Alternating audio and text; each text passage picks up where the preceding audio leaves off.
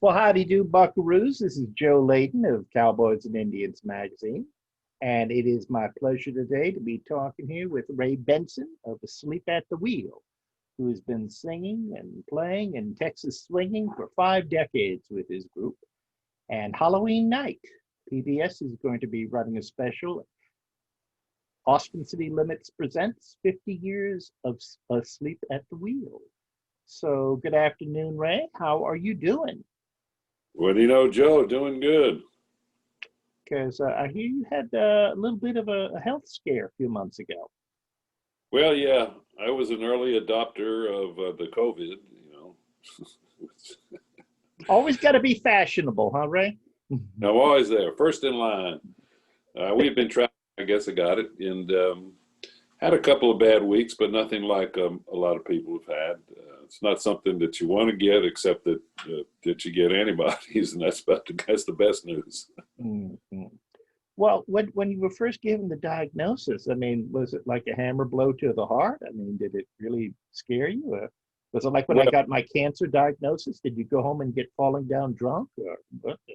well, unfortunately, they did not have enough tests at the beginning, so I went to get tested, and they sent me home, said, "You're fine, you don't have the flu."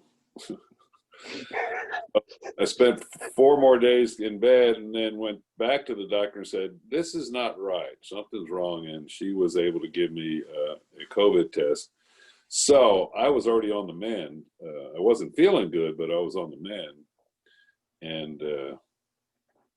And so it wasn't so bad. I just sort of, was out of it for about a week, and then another week of just trying to get back to normal. That's good. That's good. Well, like other folks in your profession, I guess it's kind of a double whammy. I mean, you got over the coma, but you can't go out and make your music right now except online. How frustrating, how difficult is that for you? Yeah, it was a big blow because on March the 7th, we were about to embark on a new recording project and a film, and of course a year of heavy touring. And overnight, it literally went away, and so it was. Oh my goodness! It was, and then getting sick. So and then 2 weeks later, or a week and a half later, I get sick. Mm-hmm. So basically, it just was like, okay, look, we've faced plenty of adversities. This one is probably the biggest one, but we always seem to make it out at the end with something. As it turned out, it worked out good. I was able to get healthy. I lost 35 pounds. I've been able to get my back and my knees in better shape than they were, and wrote a lot of songs. And then the band, in the meantime, we made an album. Now, how did you accomplish that during lockdown? Well, this is my home. If you look down here, this was my kids' bedrooms when they all lived there when they were growing up. There's a board over there. There's a board over there. There's equipment over here. There's a guitar room, drum room over there. Upstairs is the piano. It's wired down here. So this is the real deal. This isn't one of those fake Zoom backgrounds, right?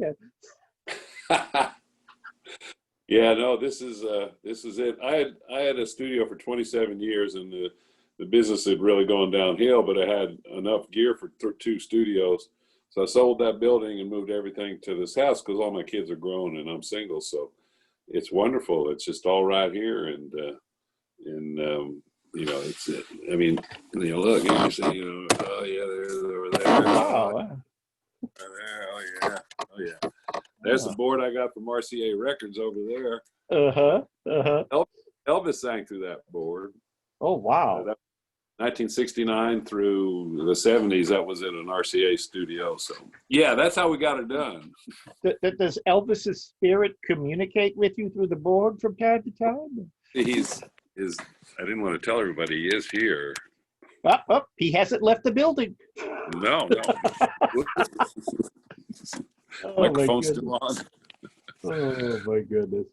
Well, looking back a few months, if any of us can, if any of us can remember the good times before this lockdown started, when you were still performing live and touring with Asleep at the Wheel, uh, were there nights when you just almost had to pinch yourself? You thought, okay, after all these years, I mean, not only am I physically able to do this, I'm having fun doing this, but when I go out there, I can be reasonably sure there will be people who want to hear it. Yeah, that is an astute observation, because there were days when you'd show up and, so yeah, and people also, in doing the kind of musics that we do, it's not like something that's on the hit radio or the mainstream television even. And so we're very fortunate that there's a subset of people that are all over the world that want to hear us, Well, I'm going to age both of us. The first time I saw you in concert was in 1976 in Magnolia, Mississippi. It was a weekend country concert. And I think that, I don't know if you still do this, but back in the day, I'd hear on the loudspeaker, "Oh no, looks like we're asleep at the wheel." Yeah, I used to do a big opening where there was a big, noise, the drum rolls, and then you're driving along late at night and the road is tired and thinking about you run out of pills, and then all of a sudden you're like, yeah, I used to do that. People actually have been requesting that I do that again. So I'm not the only one who's nostalgic for that, huh? No, it seemed to work back then. Well, why not? The thing about being around for 50 years is, and constantly working and creating, I don't know, 30 albums and more, and videos, etc. You got a lot to draw on. Mm-hmm, mm-hmm. Well, now, you mentioned television a little while ago. This Halloween night, PBS is going to be airing, if I say, 50 years of Asleep at the Wheel. So you sort of like, I think you hold the record. You were on the very first telecast back in the day, you and Willie Nelson, and I think you hold the record for the most frequent guest on the show over the years. Willie has the number one. Oh, okay. Well, and I would always stand down to Willie. So. Oh, okay. All right. But you're in good company. You're in yeah, absolutely. And yeah, we did the first scheduled one in 1975. It aired in January of '76. Mm-hmm. So what we did was, both my sons worked with me, and he was the one who suggested it and produced it. He said, let's take one from every show and make a special. And when we found out how many there were, we couldn't take one from every show. It was too many. So we picked stuff, and it's pretty incredible. Yeah, from 1976 through 2015. And some special guests, Willie Nelson, Lyle Lovett, Johnny Gimbel, the great fiddler, Leon Roush from the Texas Playboys, and numerous other stellar instrumentalists. Mm-hmm. Well, while going through the archives and looking at these, first of all, was this the first time you'd seen some of these performances in a while? Oh God, yeah, I'd forgotten half of them. Well, were there times when you were looking at them and you thought, hey, I forgot that was pretty damn good. Oh God, yeah. And the most depressing thing was God. I said, boy, I used to be a really good guitar player. I looked at some of the licks that I was playing. I went, oh God, I better practice again. I can't remember how I did that. Mm-hmm. Mm-hmm. Were there other performances though you went to your sons, but no, I don't think we're going to have that in the. I don't think we're going to have that in the show. Well, yeah, but the worst part was, and it was funny. I texted my old friend George Strait. I said, the worst part is the hairdos and some of the outfits. Mm-hmm. Mm-hmm. Mm-hmm. And that was it. But songs, no, pretty much. Boy, I'll tell you what, it was. Uh, I tend to do what we do and move on. And there's some really great stuff that I conceived of and got done, and that in and of itself is great. And it's not about me. It's about getting this group of people together to do this. Everything from the band and the singers and the other thing, and the production crew, the guys who film, record, mix, etc. Mm-hmm. It's really cool. And songs remain the same. I mean, you have been at the forefront of not only preserving Texas swing, but making it still vital and necessary. Uh, do, do you feel a certain responsibility weighing on your shoulders because of that? It doesn't weigh on me, but I certainly feel the responsibility to play the kind of music that we set out to play. Yeah. It's a broad range of music. We don't just do Western swing, Right. but the instrumentation of the band is a Western swing band. Mm-hmm. So in other words, I think I'd be remiss if I called Asleep at the Wheel with two synthesizers and a drum machine and me, That was so. Yeah, I do feel a responsibility to have real fiddles, real upright bass, real piano, etc. Yeah. Do you ever still get stage fright? No, never have, never. I mean, I've been performing since I was 9 years old, and I just don't get nervous, and unless I don't know what I'm doing. If all of a sudden I go, oh, you're going to do this. And I go, I don't know that. And then I'm on stage, or about to, I go, oh, hell, I did not prepare. So that has happened rarely. But no, as far as doing the stuff, I get impatient. I want to get out there. Mm-hmm.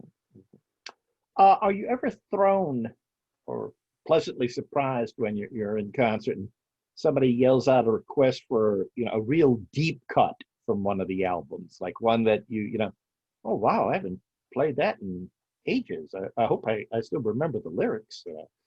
Oh, yeah, I never do remember the lyrics. So. But I do all the time. My favorite ones, though, are the ones who mispronounce or don't know the title of the song and come up with a very creative. We had a Guy Clark song, Guy is being a poet, and it's Lord of Mercy, Lord of Motion, Land of Goshen,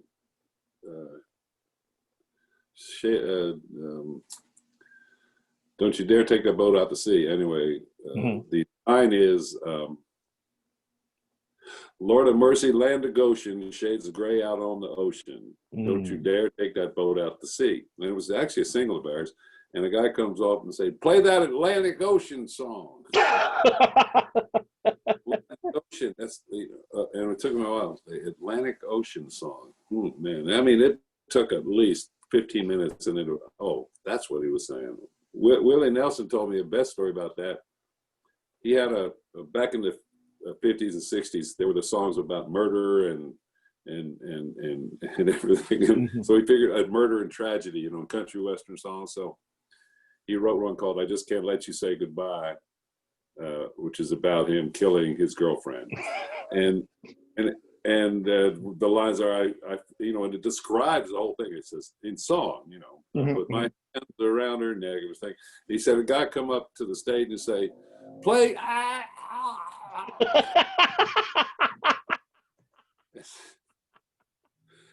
said, "Yeah, that's drunks in a bar." What is the roughest place that you've ever performed in? A place where I think we need to wrap this setup real quick tonight, because we'd like to get out of here alive. Yeah, it was in can't remember if it was Tyler, Texas, or up there. There's another town, but it's in East Texas, many years ago, and a fight erupted. And I could tell these stories. How much time you got? How many fights? How many rough played. We've never played the ones where it's chicken wire inclusion. I was going to say, yeah. And it's you lock it from the inside. No, I never played that one, although I know where it was. But the one in was in East Texas. Some old boy started a fight, and they're trying to kick him out, and he four-cornered the door, one hand, one foot, one this, and wouldn't go. It's like, and oh gosh, in Washington D.C. one time, the Bayou, a famous club called Bayou, and our roadie was fixing my monitor, and things were jumping and going crazy. And one of the security guys thought that he was messing with it when he was fixing it, and started hauling him away. So I jumped off stage and hauled him away, and then all of a sudden the other bouncer was on me and ripped my vents off, and I went, I better get back on stage. Abandoned the fight. In West Virginia, we used to have rather raucous nights. But on nights like that, did you think maybe I should go back to Pawpaw and open that dry cleaning store or something? No, I don't think they clean their clothes that way. They don't have that dry. It's a small town. No, I mean, and like one time in Wyoming years ago, and I wear really pointed cowboy boots, pointed toes, and a feller took umbrage to what was going on and decided he was going to climb on the flatbed truck. We were at a rodeo arena and kick my what. And so that pointed size 16 pointed boot and put it right where he didn't want it. No. But you wanted it, so Yeah. Yeah. Took care of that boy. What has kept you going during downturns in your career? I mean, there must have been times. I mean, maybe not going back to Pawpaw to operate a dry cleaning store, but maybe there were times where you thought, maybe it's time to hang it up. What made you think, no, it isn't actually? Well, yeah, there were, when disco hit back in the 80s, that kind of threw us for a loop in terms of, and we didn't have a record deal for 4 years in the 80s. But I'll tell you what, it was, I loved doing it, and contemplated doing other things, and went, well, you know what, I probably won't be very good at that. And so then, okay, we still got some shows, and it was really like one day at a time. Okay, let's just figure out this day, and then we'll figure out the next one. And the thing that really made it was when there would be a great show, a great night, and somebody from the audience would go, don't ever quit. Don't ever stop, man. There's nothing else like this. And what he meant was that level of musicianship in bands playing that variety of music on the road every night. And the band, you can't get a band to be that good without doing that. For instance, we played the other night. Now the band has played 7 shows in 9 months or whatever, 7 months, and 3 or 4 of them were with the symphony, where we do this completely different show. And it was like, rusty. It was just rusty because there was great enthusiasm. Everybody was happy to play again, but it's like a muscle, and when you don't use it, it gets a little bit weak, and you got to work on it. So that's the bad part, because that's the way Sleep at the Wheel always been. That's why Sleep at the Wheel has kept going, and why I have kept going is because if you stop doing it, it deteriorates. An old pal of mine, and then that's the musical part, and then an old pal of mine, old Stephen Frumholz, one time said, we'd have friends who go, I'm just going to get out of this, I'm going to go teach school, or I'm going to go drive a truck, whatever. And Steve said to the guy, he said, it's easier to get out of show business than it is to get back into it. Well, and also the idea that longevity, I mean, you're not depending on having, a top 10 hit every couple of years. I mean, it'd be nice to do that, but I mean, I don't want to name any names, but I think we can both, think of people who had top 10 hits for a while and they're not performing anywhere right now. Haven't been for a while. It's tough. Yeah, it's, you know, I've been able to do, you know, I'll tell you, when we didn't have enough money for a bus driver, I learned how to drive the bus. When we didn't have enough money and direction, I learned how to produce records. And then when, you know, so you just gotta be versatile to stick around that long, you know. And then when there were down times, I did voice work, you know, voiceovers and commercials. You know, I mean, I produced Budweiser commercials for many years. I produced Katie Lang. I produced Ricky Van Shelton. You know, I did for years. I did commercials because, you know, that was the way I kept, you know, a roof over my head, etc. A couple of final questions. Years ago, I was talking to the actor Michael Caine, and you know, he's been acting since, I think, you know, God bless him, dinosaurs walked the earth, and but even now, you know, he still can get a rush, you know, while making a movie in certain scenes. And he was talking about he'd done a scene, shot a scene for a movie a couple of weeks earlier, and he said, I suddenly felt this exhilaration. I mean, I've never taken heroin, but I can imagine this must be what it feels like, you know, this and his wife was teasing him about it. You know, come on, you've been doing this for a while. And he was trying to explain to her, like he was trying to explain to me. No. There are some nights, there are some days on the set, you know, where you just feel it like that. Do you still get those feelings? Oh yeah, you go to those feelings when there's a great moment, or when I finished a song. You know, it's like that's like, you know, Christmas and New Year's all rolled into one. You actually finished a great song, even if nobody else thinks it's great. As long as I think it's great, it is. It's this incredible, you know. Let's go celebrate. On stage, it's playing a hot solo. Absolutely, no. That's the reason why I'm out there. I can play guitar, and I do every day here at the house, and nobody applauds.